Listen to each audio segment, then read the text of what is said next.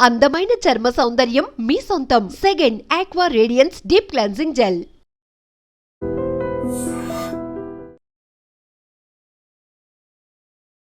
ఈ మధ్య రోడ్డు ప్రమాదాలు ఎక్కువగా జరుగుతున్నాయి.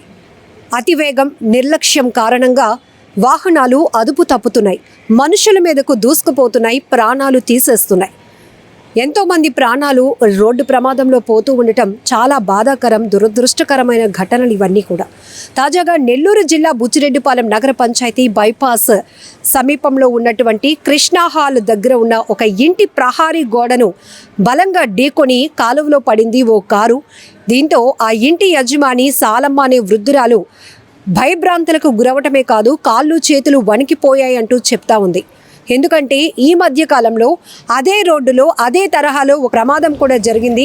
ఒక ఇంటిని బలంగా కారు ఢీకొన్నటువంటి ఆ రోడ్డు ప్రమాదంలో 5 వైద్య విద్యార్థులతో పాటు ఇంటి యజమాని మొత్తం 6 మృత్యువాత పడినటువంటి ఘటన మరొక ముందే ఈ కారు ప్రమాదం జరగటం, ఆ ప్రమాదంతో ఆ స్థానికులు ఒక్కసారిగా ఉలిక్కిపాటుకు గురయ్యారు. అయితే ఎలాంటి ప్రాణ నష్టం లేకపోవడంతో అంతా ఊపిరి పీల్చుకున్నారు.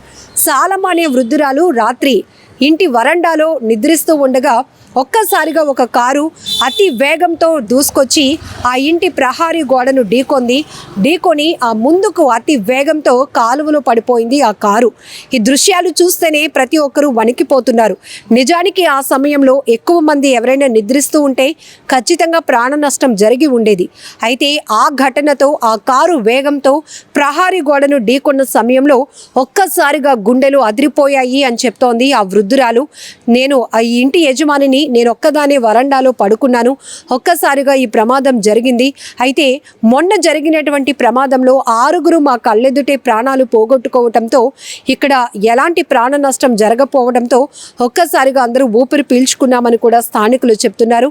ఘటనకు సంబంధించి ఇన్ఫర్మేషన్ ఇచ్చిన వెంటనే పోలీసులు అక్కడికి చేరుకొని కారును ఆ కాలువలో నుంచి బయటకు తీసే ప్రయత్నాలు చేస్తున్నారు. కేసునైతే దర్యాప్తు చేస్తున్నారు.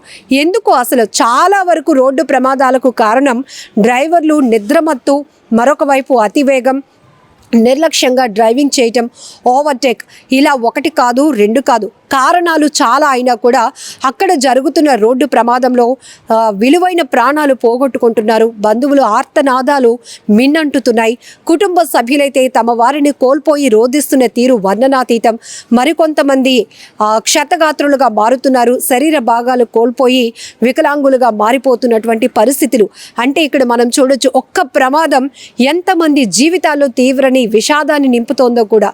సో పెళ్లి బస్సు ఘటన కావచ్చు, ఇలా ఒకదాని వెంట ఒకటి ప్రాంతాలు ఏవైనా, ప్రమాదం జరుగుతున్న ప్లేసెస్ ఏవైనా కావచ్చు, రోడ్డు ప్రమాదం జరిగిందనే వార్త వినగానే గుండెలు అదిరిపోతున్నాయి.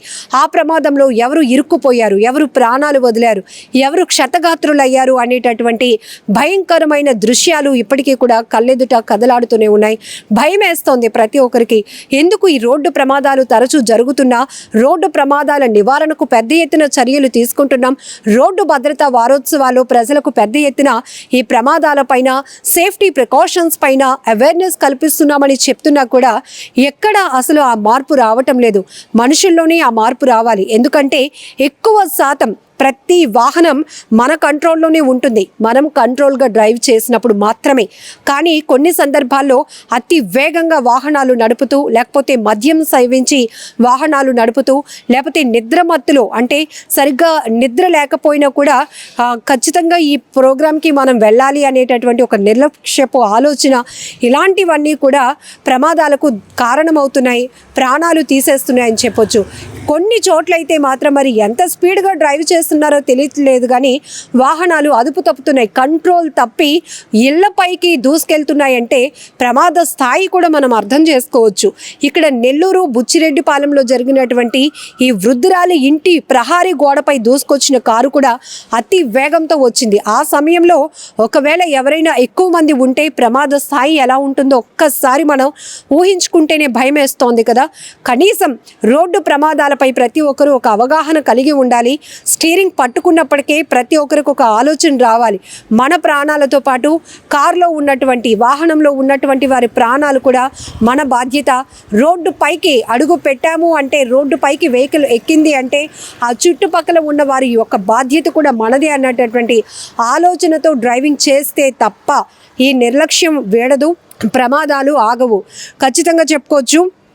ఈ మధ్య వరుసగా జరుగుతున్న రోడ్డు ప్రమాదాల్లో దూసుకుపోతున్నాయి వాహనాలు. అంటే అక్కడ ఆ నిర్లక్ష్యానికి కారణం ఎంత నెగ్లిజెన్సీ డ్రైవింగ్ కాదా? ఒక్కసారి మనం ఆలోచించాల్సిన అవసరం ఉంది.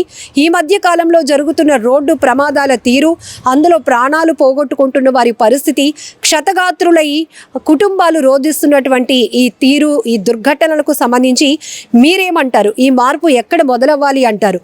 రోడ్డు ప్రమాదాల నివారణకు ప్రభుత్వం కానీ, పోలీస్ వ్యవస్థ ఇంకా ఎలాంటి చర్యలు తీసుకుంటే బాగుంటుంది? అలానే సెల్ఫ్ డ్రైవ్ చేస్తూ వెళ్తున్న వాళ్ళు కూడా ఎలాంటి ఆలోచనతో ఉండాలి?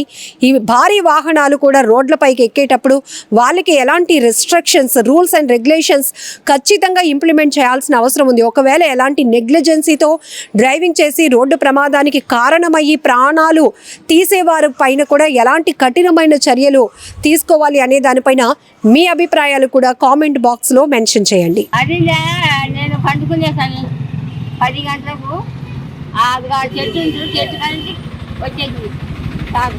వచ్చేసి ఆ గోడ చెప్పేసింది, బోరింగ్ పోయింది, ఆ గోడ పోయింది. నా ఇంట్లో అంతా రాళ్ళన్నీ పోయింది. దాన్ని ఏం చేస్తాడో దేవుడు నాకేం చాలమ్మా, సినిమా చాలమ్మ. నిజంగా ప్రస్తుతం ఉన్నటువంటి సమాజం దేనికి ప్రయారిటీ ఇస్తుంది? ఆర్థిక సంబంధాల చుట్టూ మాత్రమే తిరుగుతోంది. మళ్ళీ ఎన్నికలంగానే చాలా విరక్తి కలుగుతాను. మంచి అనిపిస్తుంది కదా, లేడీస్ కూడా ఛాలెంజింగ్ జాబ్స్ చేసినప్పుడు చాలా బాగుంటది. ట్రాఫిక్ అసిస్టెంట్స్ గా నియమించిన ట్రాన్స్జెండర్స్ అందరితో సాల్యూట్ చేయించుకుంటున్నారు. ఫుడ్ డెలివరీ ఇవ్వటానికి వెళ్ళినటువంటి డెలివరీ బాయ్ అనిల్ పై